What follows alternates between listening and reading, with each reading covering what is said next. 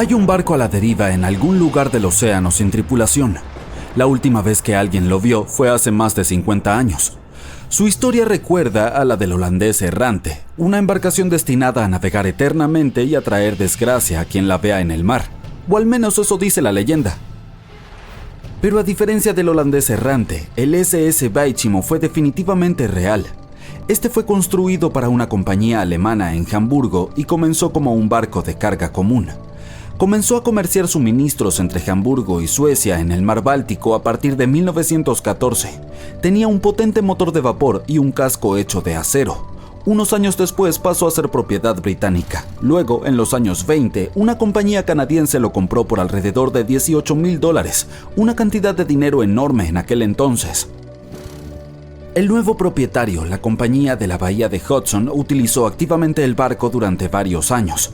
Frecuentemente lo enviaban en viajes desde su puerto base en Escocia hacia Siberia, Alaska, el Yukón y los territorios del noroeste. También navegaba por el canal de Panamá e incluso por el canal de Suez, llevando a bordo pieles de animales para la venta. A veces también transportaba pasajeros. Había completado 9 viajes exitosos antes de que esta racha de buena suerte llegara a su fin. A partir de la década de 1930, el SS Baichimo comenzó a tener problemas con el hielo y las tormentas. Cuando quedó atrapado por primera vez en el hielo en octubre de 1931, algunos de los tripulantes lograron escapar hacia Alaska. 15 de los 22 marineros decidieron quedarse con su barco e intentar salvarlo. Llevaban a bordo pieles y otras cargas valiosas valoradas en aproximadamente $58,000. La empresa les envió suministros para sobrevivir el invierno. Establecieron un campamento cerca del barco con escotillas, lonas y otros materiales y descargaron la carga. A fines de noviembre, una ventisca azotó la zona y parecía que se había llevado el barco consigo. La plataforma de hielo había resistido, pero la embarcación se había soltado. Algunos miembros de la tripulación estaban seguros de que había naufragado, pero poco después escucharon a uno de los lugareños que había avistado su barco a unos 72 kilómetros de su campamento. La tripulación siguió adelante con sus vidas y el barco comenzó su viaje como un buque fugitivo. La gente avistaba el SS Baichimo aproximadamente una vez al año hasta 1969. Por lo general era visto cerca de la costa de Alaska. Un hombre que iba hacia Nome con su trineo de perros, prospectores, exploradores y cazadores de tesoros, todos afirmaron haber visto el SS Baichimo. Alguien intentó abordarlo y llevarlo al puerto, pero terminó varado en él durante días debido al terrible clima. Otros tuvieron más suerte y lograron llevarse un bote ballenero, algunos muebles y otros objetos valiosos del barco.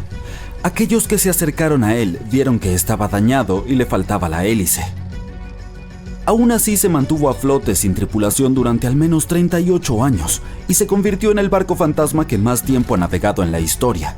En 2006, las autoridades de Alaska iniciaron un proyecto para resolver el misterio del barco fantasma del Ártico y finalmente encontrar al SS Baichimo, ya fuera sobre o bajo el agua. Sin embargo, hasta ahora no se ha tenido éxito. El SS Baichimo sigue siendo uno de los aproximadamente 4,000 barcos que han desaparecido frente a las costas de Alaska. Si la leyenda del siglo XVII no miente, este barco fantasma podría estar navegando en algún lugar junto al holandés errante. Esta embarcación, también llamada holandés volador, pertenecía a la Compañía Neerlandesa de las Indias Orientales. Su capitán logró hacer lo imposible para esa época y navegó de los Países Bajos a Indonesia en solo 3 meses. Decían que volaba sobre el mar y algunas lenguas maliciosas explicaban que había hecho un pacto con las fuerzas del mal para lograrlo. Una vez, cuando el barco navegaba de regreso a casa, su capitán y la tripulación desaparecieron sin dejar rastro. Hay muchas versiones sobre lo que les ocurrió. Una de las primeras dice que intentó entrar al puerto en el Cabo de Buena Esperanza. Se encontró con una terrible tormenta y se hundió, ya que no había capitán que pudiera salvarlo.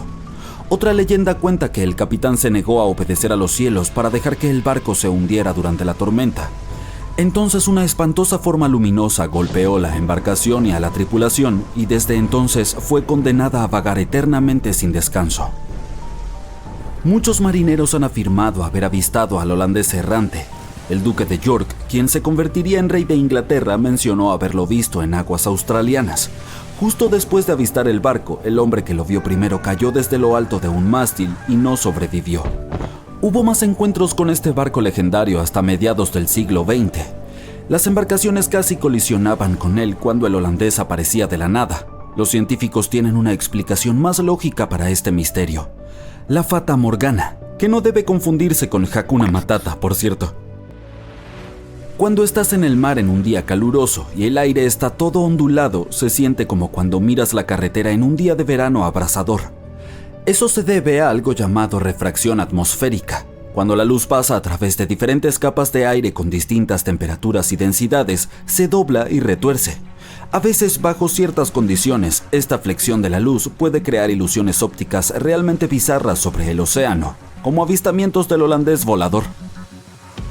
El fenómeno de la Fata Morgana puede hacer que los objetos distantes parezcan distorsionados, estirados o incluso elevados por encima del horizonte.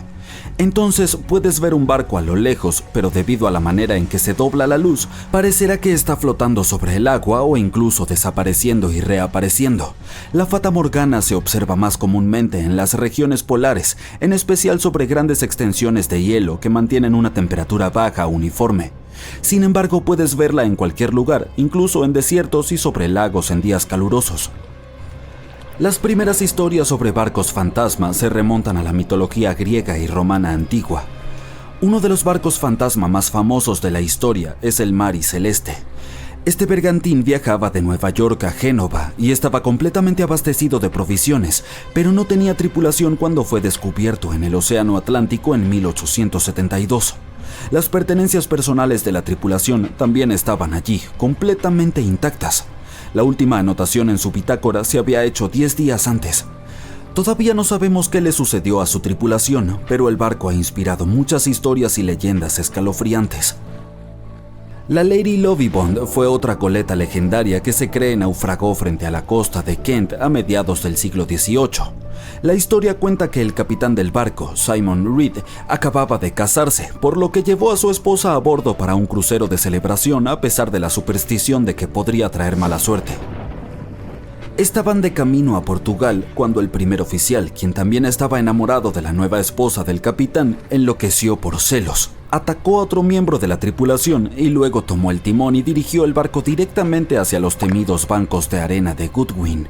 Nadie a bordo sobrevivió y se dice que el bergantín reaparece como un barco fantasma cada 50 años. En la actualidad, muchas embarcaciones son abandonadas de forma intencional y se convierten en barcos fantasma. Hay miles de ellas flotando en ríos, lagos, canales y aguas costeras de Estados Unidos. Algunas personas pierden sus barcos en tormentas y otros fenómenos meteorológicos extremos. Otras deben abandonarlos porque mantenerlos puede costar el 10% del precio de la embarcación. Además, el amarre de un barco puede sumar varios miles de dólares cada año. Muchas embarcaciones son construidas con fibra de vidrio, por lo que un propietario no puede simplemente reciclarlas como chatarra. Por lo tanto, cuando quieren deshacerse de ellas, a menudo las amarran a un muelle y se escabullen, las dejan flotando lejos de la costa o intentan hundirlas. Pero este es peligroso, por decirlo menos. Cuando los barcos fantasmas se hunden en aguas poco profundas, pueden causar daños a los arrecifes de coral, manglares, humedales, hábitats de ostras y zonas pantanosas. Además, pueden colisionar con embarcaciones regulares sin esperarlo y causar problemas reales. Así que no abandones tu barquito. Ya está dicho. Una espesa niebla se levanta sobre el océano mientras el sol se hunde lentamente en el horizonte. Es difícil ver más allá de unos metros, pero eso es suficiente para notar una forma descomunal y esquelética a la distancia. A medida que el barco se acerca a ella, tu corazón late más rápido y entonces distingues los detalles de otro navío, abandonado por lo que parece. Los barcos fantasma existen y sus misterios no siempre se resuelven. Por ejemplo, el MV Joyita era un barco de madera construido en 1931 como yate de lujo. Sirvió a varias personas durante más de 20 años antes de que lo comprara un marinero samoano y se convirtiera en un barco mercante. Pero en 1955 el servicio del Joyita llegó a un final abrupto y misterioso. El 3 de octubre zarpó para otro viaje comercial que no debería haber durado más de 48 horas. Los retrasos ocurren en el mar, así que cuando el Joyita no llegó el 5 de octubre, como estaba previsto, no hubo mucha preocupación todavía. Pero entonces tampoco llegó al día siguiente. No hubo ninguna señal de socorro, ni ningún otro signo de la presencia del Joyita en ningún lugar entre sus puntos de partida y de llegada. Se envió un grupo de búsqueda y rescate para encontrar el barco, y durante 6 días estuvieron explorando la zona de casi 259,000 kilómetros cuadrados. El 12 de octubre la misión regresó a la base con las manos vacías. Joyita desapareció sin dejar rastro. Solo un mes después, otro buque mercante, el Tuvalu, se percató de que el barco desaparecido estaba lejos de su ruta, a la deriva en mar abierto, y escorándose fuertemente. Los marineros abordaron el navío y descubrieron que toda la tripulación y los pasajeros, 25 personas en total, habían desaparecido junto con toda la carga que llevaba el barco. La radio estaba sintonizada en la frecuencia internacional de socorro, lo que significa que la tripulación intentó pedir ayuda, pero no pudo comunicarse con nadie porque el cable de radio se había dañado, limitando el alcance a 3,2 kilómetros. También faltaban los botes salvavidas, lo que indicaba que las personas a bordo debían haber abandonado el barco. Por desgracia, parece que se llevaron el diario de navegación, lo que dejó al equipo de rescate sin saber qué había pasado. Incluso hoy, el misterio del MV Joyita no se ha resuelto. Nadie sabe a dónde fueron la tripulación y los pasajeros, ni qué provocó que se fueran. El SV Carol A. Deering no era un barco fantasma en el sentido habitual de la palabra. No se le vio en alta mar. En cambio, fue encontrado en la costa, pero las circunstancias de su encallamiento son un rompecabezas rodeado de misterio. El Carol A. Deering se construyó en 1919 en Maine y era un buque de gran tamaño hecho para viajes comerciales. Por desgracia, a pesar de su elevado costo de construcción, solo había prestado servicio durante un año antes de su último viaje. 19 de julio de 1920. El barco viajaba de Puerto Rico a Río de Janeiro vía Newport News para entregar un cargamento de carbón. Estaba casi a mitad de camino hacia su destino final cuando el capitán cayó gravemente enfermo. La tripulación regresó para dejarlos a él y a su hijo y para sustituirlo. El viaje transcurrió sin incidentes, pero cuando llegó a Barbados en diciembre para reabastecerse, hubo extraños ánimos entre la tripulación. El primer oficial no parecía estar contento con el nuevo capitán. Nadie le prestó mucha atención en ese momento, cuando probablemente debería haberlo hecho. El último avistamiento del Carol A. Deering en el mar fue el 28 de enero de 1921, cuando un buque faro lo divisó frente a la costa de Carolina del Norte. Hubo cierto revuelo en el alcázar del barco, donde normalmente no se permitía a la tripulación. Luego otro buque lo avistó, pero ya no había nadie en las cubiertas.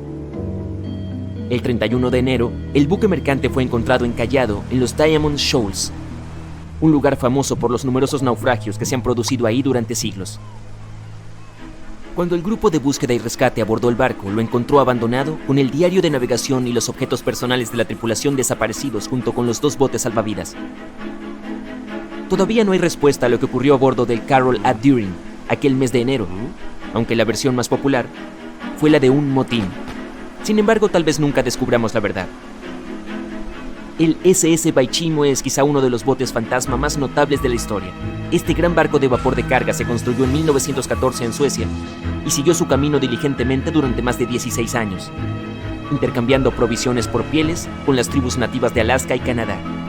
Pero entonces, el 1 de octubre de 1931, el Baichimo quedó atrapado en el hielo.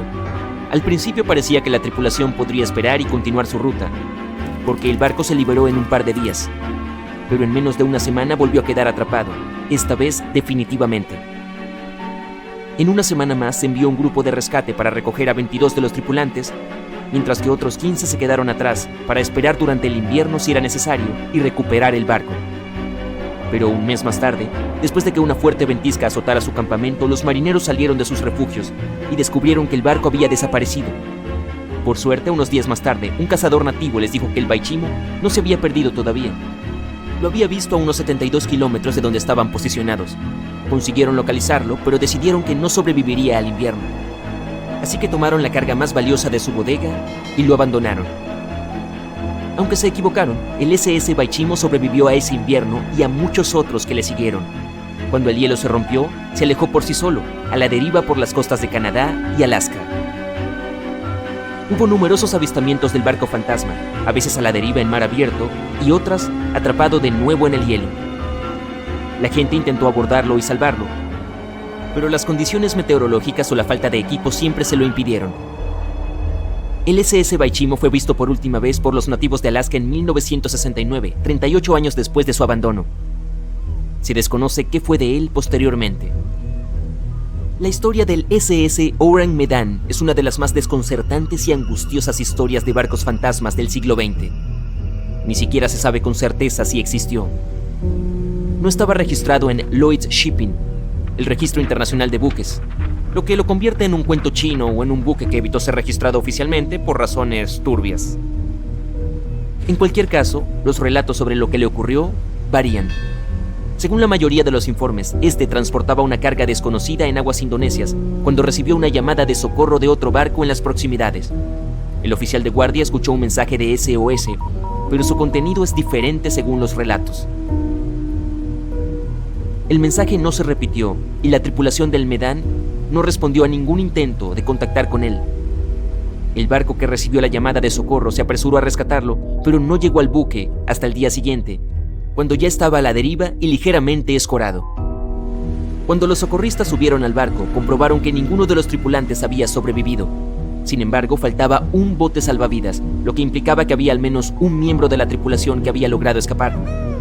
Lo que ocurrió con el resto de las personas a bordo sigue siendo un misterio hasta el día de hoy. Sin embargo, no hay datos concretos sobre esta historia, por lo que es posible que nunca lleguemos a saber si el SS Orang Medan fue un barco real y no una cosa de ficción. SB Sebrina era una barcaza de 3 mástiles construida en 1873 para viajes comerciales fluviales en Sudamérica. Sirvió durante más de 4 décadas, demostrando ser un barco fuerte y fiable.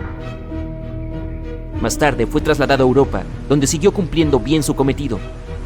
Pero entonces, en octubre de 1917, el Sebrina zarpó a un viaje regular, solo para ser encontrado en tierra varios días después. Misteriosamente, aunque estaba perfectamente intacto, toda la tripulación de 5 personas y el capitán habían desaparecido. No hay pruebas directas ni datos concretos sobre lo que realmente ocurrió aquel día. La teoría más convincente es que la tripulación fue arrastrada de la cubierta a causa de una explosión submarina, y luego el barco siguió adelante sin ella. Pero la verdad, como siempre, sigue siendo desconocida. No importa lo que pase, no te detengas. Estamos a punto de conseguirlo. 2 buscadores de tesoros están excavando la tierra congelada en un campo de maíz por la noche. Llueve intensamente, los rayos iluminan el cielo, pero estos 2 hombres siguen trabajando. Y ahora la pala golpea algo sólido. No puede ser, un cofre con un tesoro. Comienzan a cavar más rápido y encuentran una pieza del motor de un barco. ¿Qué es esto? Lejos de los mares y lagos, en algún lugar debajo de los campos de la ciudad de Kansas, hallaron un gigantesco barco hundido. ¿Cómo es posible? Ahora lo verás. Algunas personas pasan su vida buscando naufragios con tesoros bajo tierra. Uno de ellos es el explorador David Hawley. Ha estado buscando barcos hundidos lejos de los mares, ríos y océanos durante muchos años. Hace esto porque le gusta la sensación de aventura. Las bodegas de estos barcos a veces contienen cofres de oro, antigüedades y artefactos raros, y puedes conseguir mucho dinero por ellos. David dice que no es necesario adentrarse en el océano para encontrar un barco hundido. Pueden estar enterrados en tu patio trasero. Pero ¿por qué los barcos acaban bajo tierra entre campos, granjas y llanuras? Descubrámoslo usando el ejemplo del barco de vapor Great White Arabia. Según antiguos registros y recortes de periódicos, este barco transportaba alrededor de 200 toneladas de tesoros antes de hundirse en 1856. Muchos rumores y leyendas locales decían que el barco estaba oculto bajo tierra a unos pocos kilómetros al noreste de la ciudad de Kansas. Estaba allí porque la gente alteró deliberadamente el lecho y los canales del río Missouri en la segunda mitad del siglo XIX. Acercaron de manera artificial las orillas entre sí. Estrecharon el río para aumentar la velocidad del flujo, así los barcos podrían navegar mucho más rápido. En el siglo XIX, los barcos de vapor eran el medio de transporte de pasajeros y mercancías más popular. Antes de los ferrocarriles, extendieron la frontera occidental a través de los ríos Mississippi y Missouri y llevaron suministros a la gente. Por eso era tan importante aumentar la velocidad de su movimiento.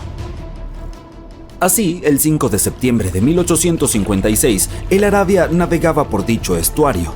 Se encontró con un obstáculo que sobresalía del agua. Un trozo de madera inundó rápidamente el barco. Afortunadamente todos los pasajeros fueron evacuados, pero el vapor y su preciosa carga llegaron al fondo arenoso del Missouri en unos pocos minutos. Pasaron varios años, todos se olvidaron del barco. Durante este tiempo el curso del río Missouri había cambiado, pero el Arabia permanecía en el húmedo y fangoso fondo. El nivel del suelo se iba elevando y la tierra perdía humedad. Finalmente, muchas décadas después, se formó un campo de maíz sobre el naufragio. En los años 80, un granjero era dueño de esta zona y no tenía idea de lo que estaba escondido en su territorio. David Hawley estudió con cuidado la historia de los barcos hundidos de los Estados Unidos. Sabía que cientos de barcos de vapor habían terminado bajo el agua en todo Missouri, pero sobre todo le interesaba el Arabia, ya que había rumores de que estaba lleno de oro y otras cosas valiosas. Los campos de maíz de Kansas eran vastos, pero David Hawley sabía cómo buscar. En 1987 comenzó a trabajar. Primero, junto con su hermano y su padre, recogieron todos los recortes de periódicos antiguos que pudieron encontrar. No solo buscaban información sobre el vapor, sino también mapas del río Missouri. Rastrearon sus cambios históricos, verificaron las fechas e identificaron una amplia zona donde el vapor se hundió. A continuación, utilizaron pruebas electromagnéticas y otros estudios geológicos para analizar el suelo y encontrar el lugar correcto. Buscaron diferencias en la humedad y la densidad del terreno. Luego recorrieron el territorio con potentes detectores de metal y así, para el otoño de 1988, habían determinado la ubicación del barco de vapor. El Arabia tenía el tamaño de una cancha de fútbol.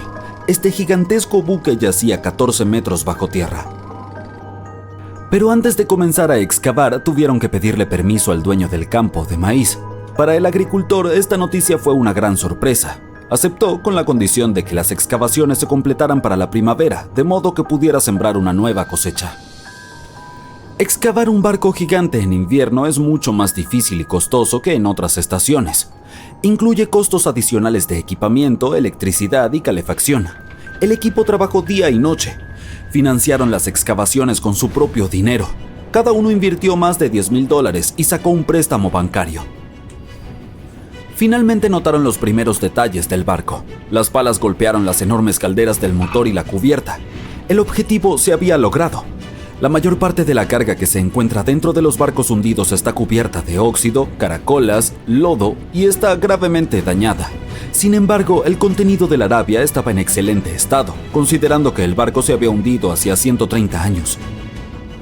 Desafortunadamente no encontraron los cofres de oro. Sin embargo, obtuvieron varias toneladas de cargas valiosas como artículos domésticos de personas que vivieron a mediados del siglo XIX. Era una cápsula del tiempo. El barco transportaba suministros para cientos o miles de personas, y todas estas cosas estaban perfectamente conservadas. Por ejemplo, podían ver con claridad la marca estampada Goodyear Rubber Company en un zapato de goma. Mientras más se prolongaban las excavaciones, más cosas encontraban David y su equipo. En los barriles hallaron platos del siglo XIX, estaban intactos y utilizables. Además, había ropa limpia, miles de pares de zapatos, arpones, sartenes y paraguas. El barco transportaba mercancías para abastecer a unas 16 pequeñas localidades. Es cierto, no es oro, pero estos artefactos también son valiosos. El contenido del barco podría valer millones. Sin embargo, la tripulación no pensaba venderlo. Crearon un museo en el sitio de un antiguo mercado de frutas en Kansas. Si vas allí, de inmediato te sentirás como si estuvieras en una tienda del siglo XIX. Hay miles de artículos en buen estado. Incluso las cerillas están lo suficientemente secas como para encender. Le tomó a David muchos años presentar la colección completa del barco de vapor. Valora cada uno de los objetos y no quiere venderlos. Cualquiera puede venir aquí, pagar un boleto y encontrar un fragmento del pasado. ¿Quién sabe? Quizá también haya un viejo barco escondido en tu patio trasero, ¿no? En 2008, unos geólogos encontraron un barco antiguo en el caluroso desierto de Namibia. Navegaba en los días en que los piratas aterraban a los marineros, y ahora está dentro de una laguna seca. El barco zarpó de Lisboa en 1533 y desapareció junto con la tripulación cerca de una pequeña ciudad minera de diamantes. Después de casi 500 años, el casco estaba gravemente dañado. Solo quedaba el armazón del barco, pero el tesoro que estaba escondido dentro permaneció intacto. Estudiaron cuidadosamente el barco durante mucho tiempo, tratando de no arruinar nada. Y entonces, 5 días después, encontraron un gran cofre antiguo en la bodega. Al abrirlo cuidadosamente, hallaron monedas de oro. Así, el costo del barco se estimó en alrededor de $10 millones. La causa exacta del naufragio es desconocida, pero los expertos creen que el barco fue destruido por la carga pesada y el mal tiempo. Se hundió hasta el fondo, que después se convirtió en un desierto. Algunos encuentran un avión en su patio trasero, otros un barco, y un hombre halló en su casa un pasaje a una antigua ciudad secreta. Esto ocurrió en Turquía en 1963. El dueño del edificio decidió hacer reparaciones. Fue a su sótano y derribó la pared para convertir este lugar en una sala de estar. Y así, detrás de una pared, encontró un túnel que conducía al subsuelo. El hombre pensó que era algún tipo de cámara secreta. Bajó y se dio cuenta de que era mucho más que eso. Se trataba de una ciudad antigua de 18 pisos de profundidad.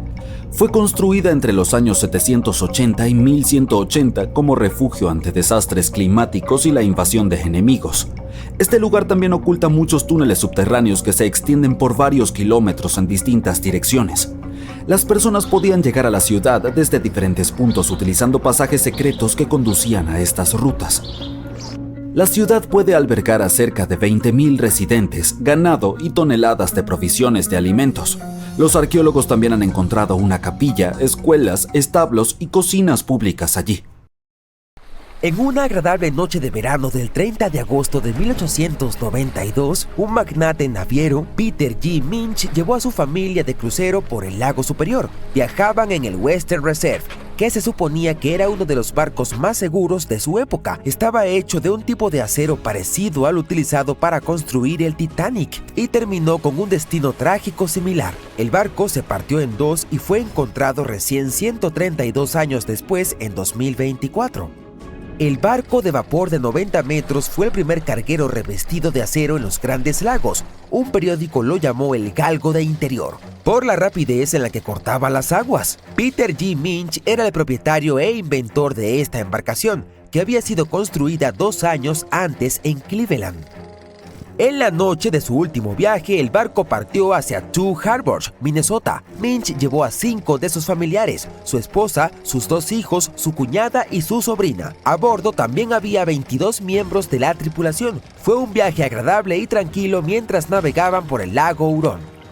Poco después de que dejaron Whitefish Bay, el lago se volvió indomable y la tripulación tuvo que echar anclas por un tiempo. Más tarde, esa noche, al entrar en el lago Superior alrededor de las 9, una violenta tormenta de verano apareció con vientos poderosos y olas rompientes. Entonces el desastre. El barco comenzó a partirse en dos. En solo 10 minutos el Western Reserve estaba completamente bajo el agua. Todos lograron subir a los botes salvavidas. La familia Minch, con algunos miembros de la tripulación, tomó el de madera y las 10 personas restantes se metieron en el de metal. Pero la tormenta fue tan brutal que el bote de metal se hundió de inmediato y solo unos pocos lograron subir al otro bote salvavidas. El segundo bote flotó durante las siguientes 10 horas. Un barco de vapor pasó cerca, pero no notó ni escuchó a las personas que pedían ayuda. Alrededor de las 7 de la mañana siguiente, el bote salvavidas llegó a estar a 1,5 kilómetros de la costa de Deer Park, Michigan. Estaban tan cerca de estar a salvo, pero tristemente el bote salvavidas también se volcó y todos acabaron en el agua helada. El único sobreviviente de esta tragedia fue Harry Stewart, de 24 años, el timotel del barco. Nadó más de 1 kilómetro a través de las aguas heladas y logró llegar a la orilla, casi inconsciente pero vivo. Más tarde mencionó que sobrevivió gracias a una chaqueta de marinero de tejido grueso y ajustada. El Western Reserve estuvo perdido durante más de 100 años, hasta que un par de exploradores decididos finalmente lo localizaron. Pasaron más de 2 años buscando sin descanso los restos en la península superior de Michigan. Darryl y Dan Ertel encontraron el barco utilizando un sonar de barrido lateral que abarca 0,8 kilómetros a cada lado. Un día vieron un pequeño punto en el lado izquierdo del escaneo. Era pequeño, pero Darryl midió la sombra, notó que tenía unos 12 metros de altura y se dio cuenta de que debía ser algo importante. Así que dieron la vuelta y escanearon directamente sobre el punto. Vieron escotillas de carga y parecía que el barco se había partido en dos, con una mitad encima de la otra en una posición casi imposible. Cada pieza medía alrededor de 45 metros de largo y una vez que comprobaron el ancho, supieron con certeza que acababan de encontrar el legendario Western Reserve. Los historiadores aún no están seguros de por qué el barco que se suponía que era insumergible se partió por la mitad de repente, pero tienen algunas teorías. Una idea es algo llamado curvatura. Sucede cuando el barco sube sobre una ola gigante y la proa y la popa quedan suspendidas en el aire sin nada debajo para sostenerlas. Eso ejerce una tremenda presión en el medio y se dobla como un palo cuando tiras de ambos extremos. Otra razón plausible tiene que ver con el acero del que estaba hecho el barco. En aquel entonces, el acero era el nuevo y más popular sustituto del hierro. Sin embargo, el control de calidad no era perfecto. Algunas placas de acero no se fabricaron adecuadamente, lo que pudo haber ocasionado un punto débil significativo en el casco del barco. También existe la posibilidad de que el barco no tuviera suficiente lustre, que es el peso utilizado para mantener la estabilidad, o quizás no estaba bien equilibrado.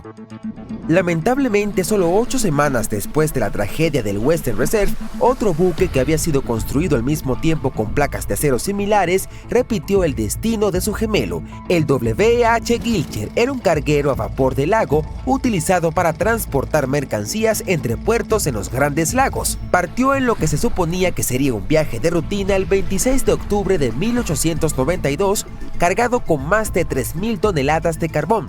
El barco dejó Buffalo con rumbo a Milwaukee. El capitán Letts H. Weeks y una tripulación de 18 personas estaban a bordo. Todo parecía normal al principio y para la tarde del 28 de octubre, el barco pasó por el estrecho de Machinicac y entró en el lago Michigan. Se esperaba que llegara a Milwaukee el día 30, pero nunca lo logró. Una tormenta muy fuerte azotó el lago Michigan y el lago Huron el 28 y 29 de octubre, causando estragos en los planes de viaje de muchas embarcaciones. Cuando la tormenta finalmente pasó y los barcos comenzaron a llegar al puerto, la gente empezó a reconstruir lo que había sucedido. Al W.H. Gilcher, un capitán que estaba navegando cerca con su goleta, dijo que vio un gran vapor luchando contra la tormenta a unos 30 kilómetros al noreste de la isla North Manitou, alrededor de las 8 de la noche del 28. El barco parecía indefenso y no había movimiento ni señales de vida. Otro capitán vio más tarde muebles y partes del puente de un barco flotando en el lago cerca de la isla South Manitou. Posteriormente, 2 vapores más recogieron piezas rotas del puente del W. Gilcher en la misma zona. Se hizo evidente que la tormenta había destruido al carguero y trágicamente nadie sobrevivió. Los Grandes Lagos son un verdadero punto clave para los naufragios y ha habido entre 6.000 y 10.000 aquí desde el siglo XVII. En 1679, Le Griffon se convirtió en el primer barco europeo en desaparecer sin dejar rastro en los lagos. Navegó desde Buffalo, Nueva York, hasta Green Bay, Wisconsin, pasando por el lago Erie, el río Detroit, el lago St. Clair y el lago Huron antes de llegar al lago Michigan. Después de una parada en Green Bay, comenzó a regresar y luego nunca se lo volvió a ver. En 1975 ocurrió uno de los naufragios más famosos cuando el enorme carguero de minerales de 220 metros, el SS Edmund Fitzgerald, se hundió en el lago Superior. Se suponía que una tormenta otoñal se mantendría muy al sur de su ruta, pero las cosas cambiaron rápidamente. Otro buque de carga, el Arthur M. Anderson, lo seguía de cerca y mantenía contacto por radio con el capitán del Fitzgerald, Ernest McSorley. Para la tarde del 10 de noviembre, las olas se estrellaban contra la cubierta y ráfagas de viento de más de 130 kilómetros por hora golpeaban con fuerza a ambos barcos. A las 7:20 de la tarde, el Anderson ya no pudo comunicarse con el Fitzgerald por radio y había desaparecido del radar. No hubo llamada de socorro ni advertencia. El enorme barco simplemente había desaparecido. Más tarde, los equipos de búsqueda encontraron el naufragio a más de 160 metros bajo la superficie, partido en 2 enormes pedazos. Ninguno de los 29 miembros de la tripulación sobrevivió y nadie presenció lo que sucedió. Podría haber todo tipo de razones para tales tragedias, desde errores de juicios y fallos de equipo, hasta simplemente estar en el lugar equivocado en el momento equivocado. Los Grandes Lagos son cuerpos de agua inmensos con sistemas meteorológicos que esperarías encontrar en los mares. Estos mares interiores se encuentran en el corazón del continente, donde se forman vientos con fuerza de huracán y potentes tormentas. Muchos de ellos ocurren en noviembre y diciembre cuando las aguas aún están cálidas tras el verano, pero el aire canadiense comienza a descender. Hay una gran diferencia de temperatura entre el aire y el agua. Esta diferencia y los fuertes vientos generan olas gigantescas. Además, el hielo se forma más fácil en agua dulce que en agua salada. Se acumulan rápidamente en los barcos y los tripulantes también tienen que moverse por traicioneras aguas heladas. Los niveles de agua también son inestables. En años lluviosos, las tormentas son más probables y esto incrementa el riesgo de daño o desastre. Un barco lleno de oro y otros tesoros valorados en más de 13 millones de dólares fue encontrado en medio del desierto de Namibia después de casi 500 años. El trabajador que lo encontró estaba buscando diamantes, pero terminó con algo mucho más valioso para la historia. Había algunos bloques de cobre, algo de madera, tuberías y colmillos de elefante. Los mineros llamaron a un arqueólogo que pronto se dio cuenta de que no era una playa alterada como pensaban, sino un naufragio. Todas las pruebas mostraron que se trataba de un barco mercante portugués, Bom Jesus, que desapareció en el siglo XVI. Los expertos creen que era un tipo especial de barco, más grande, fuerte y resistente que los antiguos barcos de Portugal y España. Estos navíos se construyeron para llevar a los exploradores portugueses en largos viajes a lugares lejanos como India, China y Japón, y regresar con toneladas de carga. Es probable que el Bom Jesus estuviera transportando tesoros de Lisboa, Portugal, hacia el oeste de la India. Pero parece que en su camino alrededor del extremo sur de África, cerca de Namibia, una gran tormenta empujó al barco demasiado cerca de la costa. El barco chocó contra una roca, se volcó y se rompió, y se hundió en el océano. Los arqueólogos encontraron un tesoro del cofre del capitán bajo el agua, que probablemente se cayó cuando se rompió el casco de madera. También hallaron piezas del barco esparcidas a lo largo de la costa, tal vez por la violenta tormenta y más tarde por la construcción en la zona. La tormenta debió haber sido muy feroz, pero no se encontraron muchos huesos, lo que significa que la mayoría de la tripulación podría haber sobrevivido o se perdió en el mar. El barco estaba dividido en 3 secciones y sorprendentemente bien conservado, gracias a las gruesas capas de arena que lo cubrían y prevenían su deterioro. Los arqueólogos que estudiaron el naufragio descubrieron más de 40 toneladas de carga. Había cañones, espadas, bloques de metales como plomo y estaño, telas y herramientas que los marineros usaban para navegar siguiendo las estrellas mientras cruzaban el océano. El descubrimiento más emocionante fue el de 1845 lingotes de cobre que pesaban entre 16 y 17 toneladas. Estos lingotes de cobre, de metal puro, están todavía en excelentes condiciones porque el casco del barco y las capas de arena los protegieron del agua del océano. Los científicos incluso lograron leer las marcas comerciales que tenían y descubrieron que fueron fabricados por una compañía comercial alemana muy rica. También había más de 2,000 monedas brillantes de oro y plata de diferentes países, de acuñación portuguesa, veneciana, francesa y morisca, y 105 colmillos de elefante enormes que pesaban alrededor de 2 toneladas. Los colmillos probablemente estaban destinados a convertirse en artículos de lujo en el destino. Los arqueólogos tomaron algunas muestras de ADN de los colmillos y descubrieron que provenían de elefantes de bosques y sabanas de África Occidental. Los investigadores tuvieron suerte de que el barco fuera encontrado en una zona restringida de extracción de diamantes. No hubo carroñeros que pudieran apoderarse de los tesoros. El Bom Jesus sigue siendo el naufragio más antiguo y valioso que se ha descubierto en la costa occidental de África subsahariana. Otro naufragio encontrado recientemente por accidente estaba enterrado bajo una duna de arena de 3 metros de altura cerca del mar Caspio. Algunas personas lo llaman el lago más grande del mundo y tiene niveles de agua que suben y bajan con el tiempo debido a los cambios en los patrones climáticos. Estos cambios pueden mover la arena y develar cosas como este naufragio y otros tesoros a lo largo de la costa.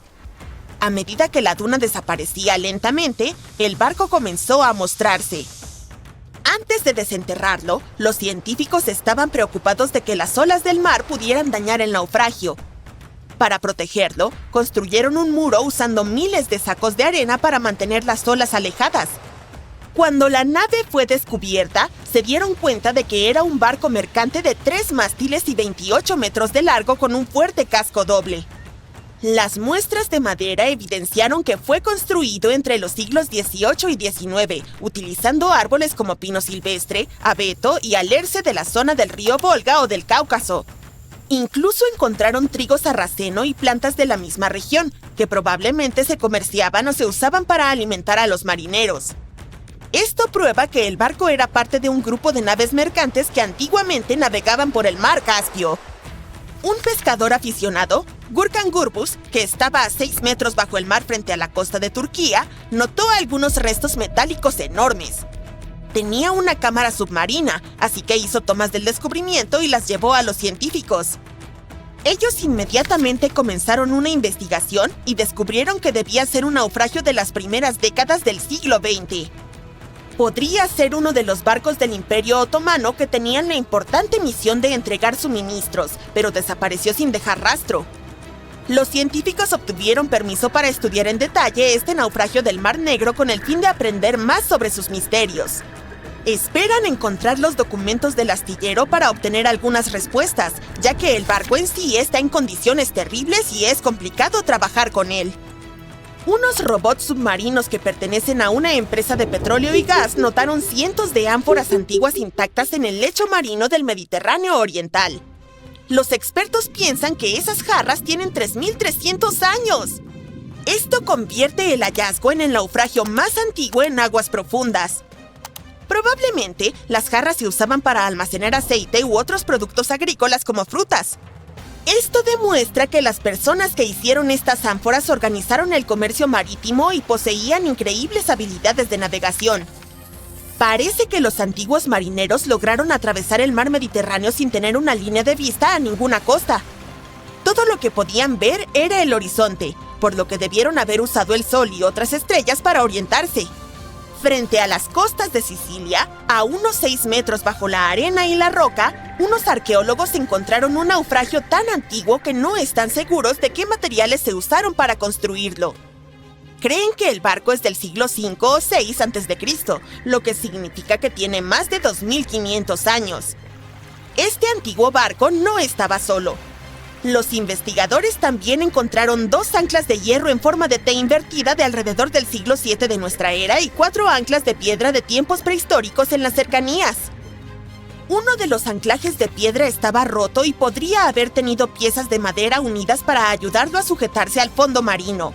Descubrieron que el barco en sí fue construido usando solo la técnica de sobrecasco. Las tablas de madera del barco estaban conectadas tan firmemente que podían soportar la embarcación por sí solas, con vigas añadidas solo para hacerla más fuerte. Lamentablemente, el casco de madera del barco es muy frágil ahora porque unas pequeñas criaturas marinas que comen madera lo han dañado con el paso de los años. Los científicos están siendo muy cautelosos mientras lo estudian para asegurarse de que no se desintegre. Este descubrimiento es de gran relevancia porque fue construido durante una época en la que Sicilia era sumamente importante para el comercio. En ese entonces, los griegos y los púnicos estaban tratando de tomar el control de los mares mucho antes de que Roma se convirtiera en el gobernante del Mediterráneo. Al estudiar este barco, los científicos esperan aprender más sobre cómo las personas viajaban y comerciaban en esos tiempos antiguos. Otro naufragio, esta vez frente a la costa de Kenia, podría ser del último viaje de Vasco da Gama. Este explorador portugués fue el primer europeo en llegar a la India por mar alrededor del Cabo de Buena Esperanza. Unos pescadores locales descubrieron el naufragio en cuestión en 2013. Cuando un arqueólogo submarino vino a investigar, encontró algunos tesoros en el lugar: colmillos de elefante y valiosos lingotes de cobre.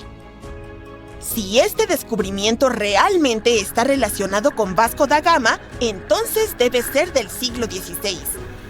Fue el año de su tercer y último viaje a la India.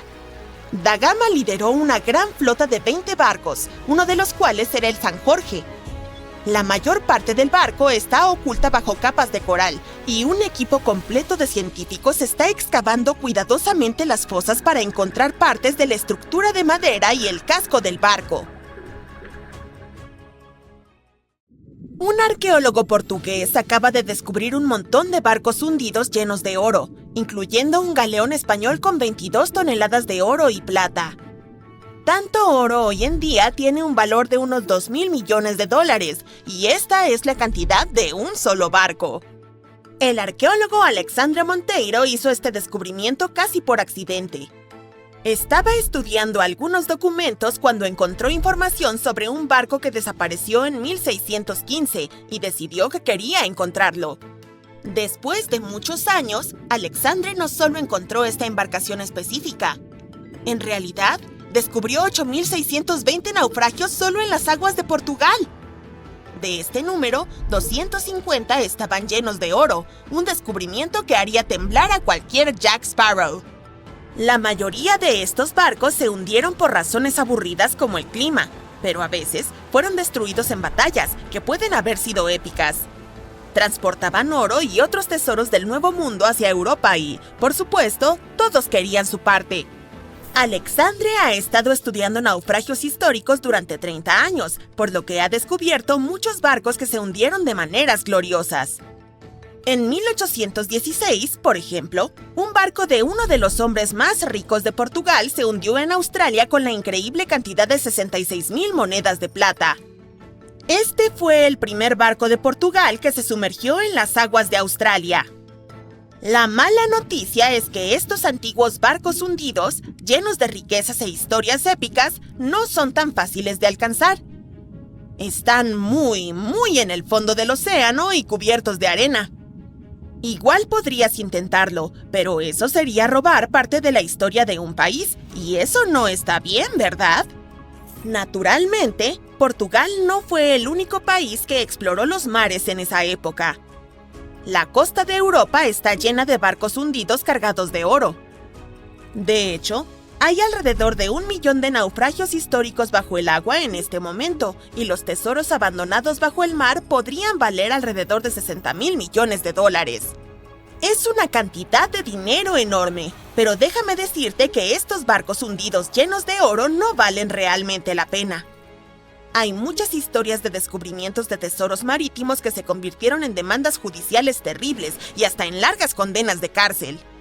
Nuestra primera historia comienza en 1746, cuando una violenta tormenta hizo naufragar un barco llamado Príncipe de Conti cerca de una isla de Bretaña. La nave estaba llena de té, cerámica y tenía 100 lingotes de oro. Por supuesto, los dueños del barco intentaron salvar el botín, pero si no es fácil ahora, imagina cómo era en el siglo XVIII. Pasaron más de 200 años para que la embarcación fuera encontrada. Finalmente ocurrió en 1975, cuando un grupo de franceses la descubrieron y decidieron llevarse casi todas las cosas valiosas que pudieron encontrar. Ahora bien, dije que estas cosas no valían la pena por una razón. En Francia, si encuentras algo que podría ser histórico, debes declararlo a las autoridades locales dentro de las 48 horas. No cumplir equivaldría a cometer algo conocido como delito. Para ser justos, nuestros amigos franceses sí declararon sus hallazgos, pero solo los cañones corroídos del barco. ¿Y el oro? Bueno, lo vendieron, obviamente, porque cada lingote de oro vale entre 125.000 y 231.000 dólares. A las autoridades francesas les llevó casi 50 años recuperar el oro robado, y no lo recuperaron todo. Parte de él fue comprado por una pareja de ancianos que vivía en Florida, y el delito es tan grave que fueron acusados de estar relacionados con lavado de dinero, crimen organizado y tráfico de bienes culturales. Los saqueadores también vendieron algunos lingotes de oro a la colección del Museo Británico. Ahora, volvamos a la década de 1850, cuando un vapor llamado SS Central America viajaba de Panamá a California y de regreso. Esto ocurrió durante la fiebre del oro de California, una época en la que 300.000 personas se trasladaron a California para buscar oro. Debido a que la ruta de viaje no era nada sencilla, la gente tenía que transportar su oro en grandes barcos. Aquí es donde entra en escena nuestro amigo el SS Central America. En 1857, el barco tenía a bordo 578 personas y unas 10 toneladas de oro. Muy pocos sobrevivieron, y entre 100 y 150 millones de dólares en oro se hundieron con el barco. Todo esto explica por qué, en 1988, un grupo de inversores de Columbus decidió financiar un proyecto de investigación para encontrar este barco. La investigación fue liderada por un hombre llamado Tommy Thompson. Tommy estaba obsesionado con la idea de encontrar este barco hundido lleno de oro. Le llevó años hallar la ubicación exacta del SS Central America, en especial porque el barco estaba a 2.300 metros bajo la superficie del Océano Atlántico y recuperarlo requería de mucha tecnología sofisticada. Un grupo de 161 inversores financió su aventura, pero no hace falta decir que no lo hicieron por amor. Invirtieron $12.500.000 en este proyecto porque esperaban ganar al menos 10 veces más. Pero como la vida no es todo risas y alegrías, 39 compañías de seguros demandaron al equipo de investigación en cuanto recuperaron el oro. En aquel entonces, cuando el barco estaba operativo, estas compañías aseguraron la carga del SS Central America, y cuando finalmente la carga fue recuperada, más de 100 años después, querían ser indemnizadas. Dijeron que no era su trabajo recuperarlo, pero eso no significa que lo abandonaran. Estos disparates no prosperaron, y el 92% del oro fue entregado al equipo de investigación. La trama se complicó cuando los inversores fueron estafados por nada menos que Tommy Thompson, quien huyó con $4.160.000. También tenía 500 monedas de oro, pero no le ha dicho a nadie dónde están. Casos como este son la razón por la que la mayoría de los países tienen reglas para proteger las propiedades culturales. Y sí, a veces los naufragios pueden ser una propiedad cultural. Obviamente, hay muchos descubrimientos de tesoros marítimos que ocurren sin violar ninguna ley. El SS City of Cairo, por ejemplo, era un vapor que se hundió en 1929 con 2.000 cajas de monedas de plata, con un peso de 122 toneladas. Una empresa llamada Deep Ocean Search recuperó las monedas de una profundidad de 5.200 metros, 1.400 metros más profundo que el Titanic. 34 millones de libras fueron al Tesoro del Reino Unido, y Deep Ocean Search también recibió una parte. La buena noticia es que algunas de las monedas pueden ser compradas por coleccionistas de manera legal. Pagar por un tesoro es tal vez lo más cercano que se puede estar de un hallazgo arqueológico submarino. Sé que todo lo que hice fue destruir tus sueños de piratería, pero aunque saquear naufragios llenos de oro puede ser un delito en la mayoría de los países o simplemente imposible para nosotros meros mortales, no todo está perdido. Hay unos 770 billones de dólares en oro en el fondo del océano, y no tiene dueño. Es como una mina de oro submarina, solo que el oro está en el agua. ¿Sabías que el agua del océano es salada, no? Bueno, el oro se mezcla con los minerales del agua, así que no es como si fueras a tropezar con una pepita de oro en la playa. Cada litro de agua de mar contiene 13.000 millonésimas de gramo de oro, y es muy difícil extraer esas diminutas partículas del agua. Pero eso no significa que no haya habido intentos, y, por supuesto, también ha habido engaños. En la década de 1890, un hombre afirmó haber inventado un aparato que extraía oro del agua de mar. Cuando consiguió suficiente dinero, huyó del país con el efectivo. Si realmente quieres obtener algo de oro, podrías intentar extraerlo del núcleo de la Tierra, que contiene 1,6 trillones de toneladas de oro. Hay 16 veces más oro en el núcleo de la Tierra que el que los humanos han extraído en toda la historia. No hay engaño aquí, ya que nadie se ha atrevido a llegar hasta allí todavía. Si los arqueólogos siguen descubriendo barcos hundidos llenos de oro por ahí, tal vez podamos hacer nuestros propios hallazgos de tesoros marítimos, o al menos ahorrar suficiente dinero para comprar algunas monedas de plata. No vas a creer esto. Espera, tal vez sí. Los científicos han descubierto tesoros robados por valor de 138 millones de dólares en el fondo del océano cerca de Madagascar. Bueno, como sea. Seamos honestos, te da poco gusto escuchar sobre tesoros que nunca vas a conseguir. Sin embargo, la historia detrás de este hallazgo es como de película de acción. Así que aquí va la primicia. Entonces veamos. Vamos a contarlas. 400 piedras preciosas, incluyendo 110 diamantes y 250 esmeraldas, barras de oro y plata, seda cara, monedas, reliquias y muchos otros artículos valiosos. Incluso ahora parece un premio mayor, pero para el siglo XVIII era una verdadera fortuna, unos 138 millones de dólares al valor de hoy. A principios de 1721, los marineros cargaron todas estas cosas en un barco del tesoro portugués llamado Nossa Senhora do Cabo. ¡Qué nombrecito! El virrey de Goa y el arzobispo de Goa también subieron a bordo. Después de eso, el navío zarpó de Goa hacia Lisboa. El barco tenía valor no solo económico, sino también diplomático. Probablemente ya sientes que algo malo le va a pasar al barco.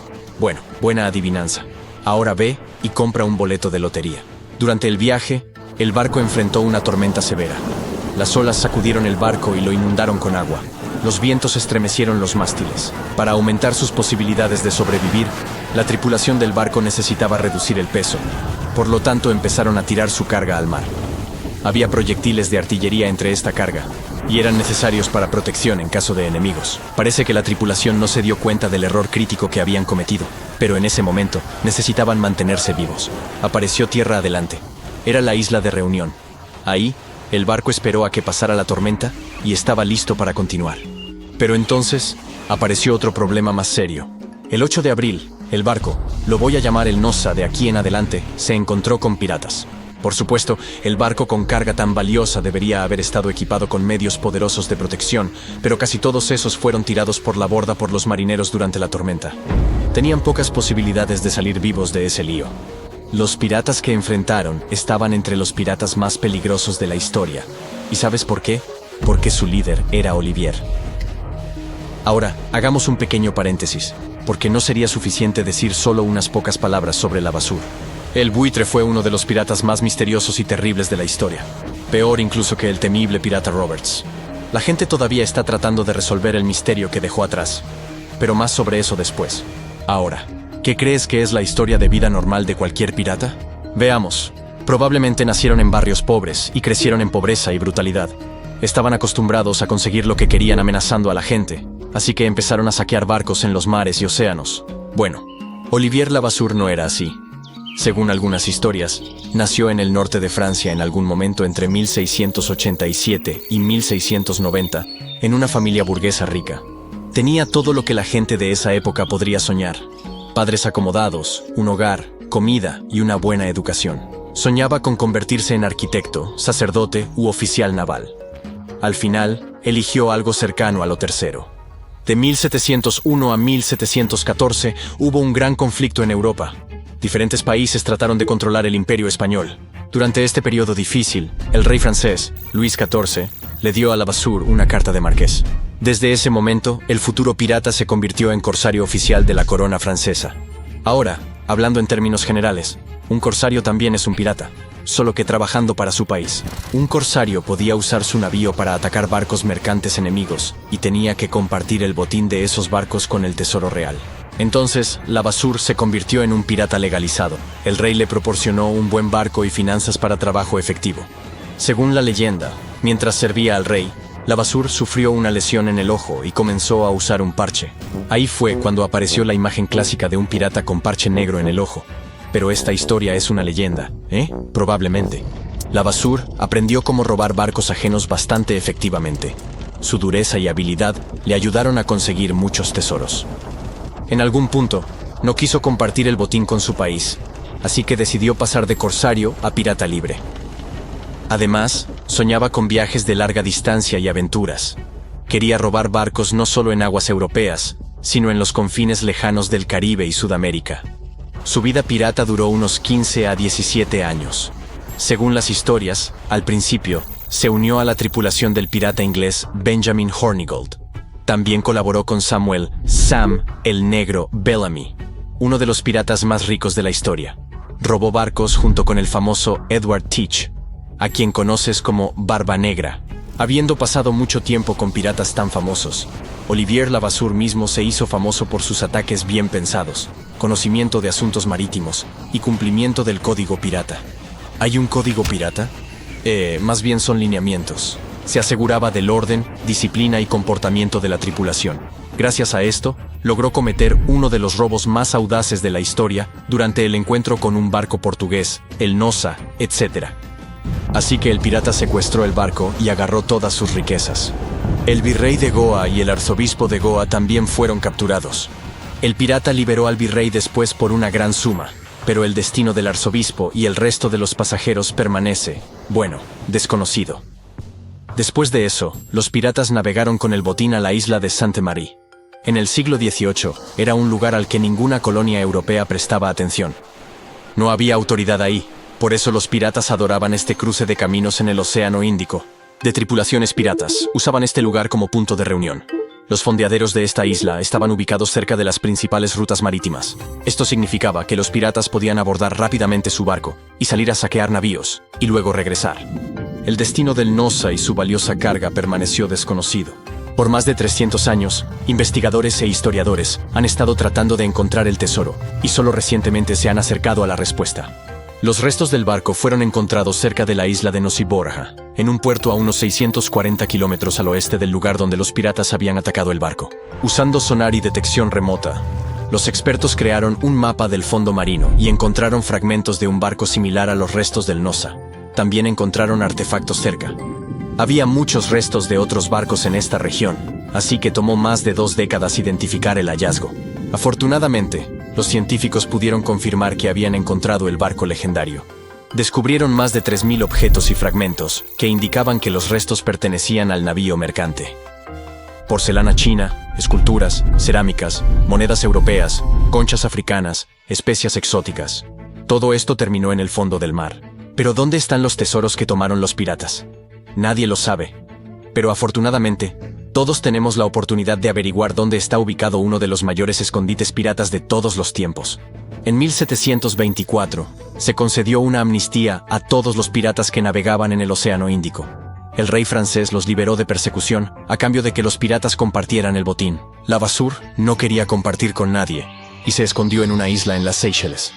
Desde ese momento, comenzó la cacería por él. Levasseur logró esconderse de las autoridades francesas por varios años, pero luego fue capturado en Madagascar.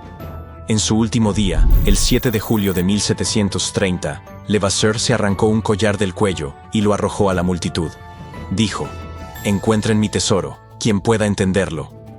El collar contenía un cifrado misterioso que, según el pirata, podría llevar a su tesoro escondido. La carga del Nosa, valorada en 138 millones de dólares, estaba lejos de ser el único botín. Pero, ¿dónde podemos encontrar todo eso? Bueno, la gente todavía está tratando de resolver el criptograma misterioso de Levasseur.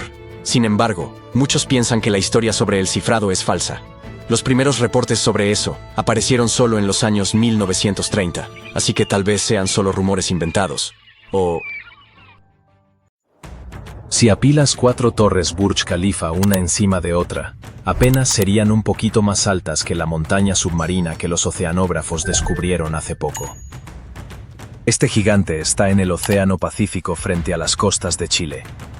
Es parte de una cadena montañosa submarina que tiene cosas bastante increíbles, como un jardín de coral casi tan grande como 3 canchas de tenis de dobles, y algunas especies marinas que nunca habíamos visto. Un grupo de científicos del Instituto Oceánico Schmidt exploró la montaña en un barco de investigación especial. Estuvieron en una misión que duró 28 días. Durante ese tiempo, usaron un sistema de sonar de alta tecnología pegado al fondo del barco. Mandan ondas de sonido hasta el fondo del océano. Cuando estas ondas chocan con el suelo marino, rebotan de regreso al barco. Al medir cuánto tardan las ondas de sonido en bajar y subir, los científicos pueden descubrir la forma y características del suelo marino, como colinas, valles y montañas. Ahora mismo, solo tenemos mapas detallados de como el 26% del suelo marino, apenas un poquito más de una cuarta parte. Pero el suelo marino cubre como el 71% de toda la superficie de la Tierra. El equipo de científicos usó un robot submarino especial para estudiar una de las crestas de la montaña y encontró un montón de criaturas. Una de ellas era un pulpo que parecía un fantasmita. Era todo blanco, y el científico lo apodó Pulpo Casper, porque le recordaba al fantasma amigable, Casper. Nadie había visto este tipo de pulpo en el Océano Pacífico Sur antes, así que ni siquiera tiene un nombre científico real todavía. El equipo también encontró otro animal raro, una criatura submarina que parecía espagueti. Estos tipos son muy raros. Los científicos también grabaron las primeras imágenes oficiales de un tipo especial y raro de calamar. Antes de esto, solo sabían de él por unos cuantos especímenes sin vida que habían encontrado. En 3 expediciones a la cordillera de Nazca, los científicos lograron explorar y mapear 25 montañas submarinas. También catalogaron 150 especies que nunca habían visto antes, y hay 20 especies potencialmente nuevas más solo de la última expedición. Van a compartir todos estos descubrimientos con un grupo llamado el Censo Oceánico. Su meta es identificar como 100.000 especies nuevas en los próximos 10 años. Esperan entender mejor el océano profundo y encontrar maneras de proteger toda la vida increíble que hay allá abajo de esta forma. Hay más de 14.500 montes submarinos o montañas submarinas identificados en los océanos del mundo. Pero los datos satelitales y de barcos de investigación nos muestran que podría haber más de 100.000 montes submarinos. La mayoría son restos de volcanes extintos. Los puedes encontrar principalmente en lugares donde las piezas gigantes del rompecabezas de la Tierra, las placas tectónicas, se encuentran y se separan. Cuando pasa, el magma caliente del interior de la Tierra sube para llenar los huecos. Cuando el magma se enfría, crea corteza nueva, y a veces se acumula formando montes submarinos o volcanes. Los montes submarinos también se forman cerca de las zonas de subducción. Estas son áreas donde 2 placas están empujándose una contra otra. Cuando una placa es forzada debajo de otra, se hunde profundo en el interior caliente de la Tierra. La corteza que baja se derrite y se convierte en magma otra vez. Este magma caliente sube de nuevo hacia la superficie porque es más ligero que la roca que lo rodea. Cuando llega al suelo marino, hace erupción, y nacen volcanes y montes submarinos. Los montes submarinos normalmente tienen forma de conos, pero algunos dejan cráteres, crestas o cimas planas, como si alguien le hubiera cortado la punta a un cono. El requisito general para que un monte submarino se gane ese título es que mida al menos 1000 metros de altura desde el fondo del océano. Eso es como 3 veces más alto que la Torre Eiffel. Mauna Kea definitivamente merece ser llamado monte submarino, y también la montaña más alta de la Tierra. Sí, el Everest no le llega ni a los talones si compara sus alturas desde la base hasta la cima. El monte Everest es muy pesado porque está encima de una corteza continental gruesa y densa.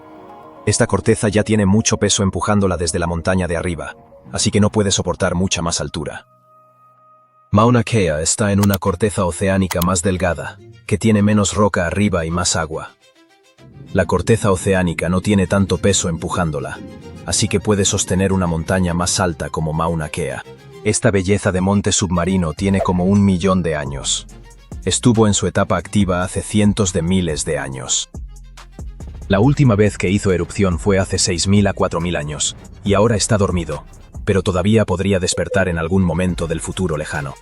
Aunque está en Hawái, Mauna Kea tiene un clima alpino. Las temperaturas pueden cambiar mucho del día a la noche, pero no cambian mucho de una temporada a otra. La nieve a una altitud de 3.300 metros y más puede caer aquí en cualquier época del año, pero pasa más seguido de octubre a abril. Eso no detuvo a los antiguos hawaianos, que vivían en cuevas a estas alturas, y sacaban basalto para hacer herramientas de corte. La cima de Mauna Kea es uno de los mejores lugares del mundo para observar estrellas y planetas, porque las condiciones allá arriba son perfectas para eso. Primero, la cumbre está en un área muy seca, lo cual es importante para los astrónomos. Cuando los científicos estudian la luz de las estrellas y galaxias, necesitan aire limpio sin humedad, como gotitas de agua en el aire. Este aire seco les ayuda a ver mejor cuando miran por los telescopios. Segundo, la cumbre está más arriba de lo que se llama la capa de inversión. Esto significa que la mayoría de las nubes están debajo de la cima de la montaña, y los astrónomos pueden ver el cielo claramente, sin nubes que bloqueen su vista. El aire en la cima de Mauna Kea es muy estable y ayuda a ver las estrellas y planetas muy claramente. Por último, la montaña está lejos de las luces brillantes de la ciudad, lo que hace que el cielo nocturno sea realmente oscuro. Hay un grupo interesante de montes submarinos no tan lejos de Mauna Kea, al norte de las islas hawaianas principales. Aquí puedes conocer a Mendelssohn, Gershwin, Beethoven, Verdi y otros compositores famosos. Y sí, todos son montes submarinos. Todos fueron descubiertos a mediados del siglo XX. Era la época cuando la oceanografía moderna apenas estaba empezando, y había mucho trabajo de investigación en el Océano Pacífico. Cientos, luego miles de montes submarinos fueron mapeados, y quien tuvo que nombrarlos probablemente se quedó sin nombres, o decidió honrar a los músicos talentosos y famosos. También hay montes submarinos de matemáticos y cartógrafos. Hay como 25 miembros del grupo de montes submarinos de músicos, y se formaron en el período Cretácico, durante el tiempo cuando los dinosaurios andaban por la Tierra. Se formaron durante millones de años. Algunos llegaron hasta arriba de la superficie del océano y se volvieron islotes, y otros siguen escondidos bajo el agua. Estudiar los montes submarinos ayuda a los científicos a entender cómo la Tierra fue moldeada por erupciones volcánicas y el movimiento de las placas tectónicas. A menudo atraen a compañías mineras que quieren recolectar minerales valiosos que se juntan alrededor de ellos gracias a la actividad hidrotermal. Los montes submarinos también son hogar de muchos tipos diferentes de vida marina, así que son áreas de pesca importantes. Puedes encontrar más de 80 tipos de peces que la gente pesca para comer alrededor de estas montañas submarinas. Los investigadores están especialmente interesados en cómo los montes submarinos interactúan con las corrientes oceánicas. Estas interacciones pueden ayudar a crear lugares especiales, llamados puntos calientes, donde pueden formarse nuevas especies y donde hay mucha biodiversidad. Los científicos también piensan que los montes submarinos podrían servir como refugios seguros o escalones para las criaturas marinas en grandes áreas del océano, que de otra forma están vacías y desoladas. Quieren saber cómo las poblaciones de animales que viven en montes submarinos cambian cuando las corrientes de los océanos se mueven, y si los ecosistemas que son alterados por actividades humanas pueden recuperarse.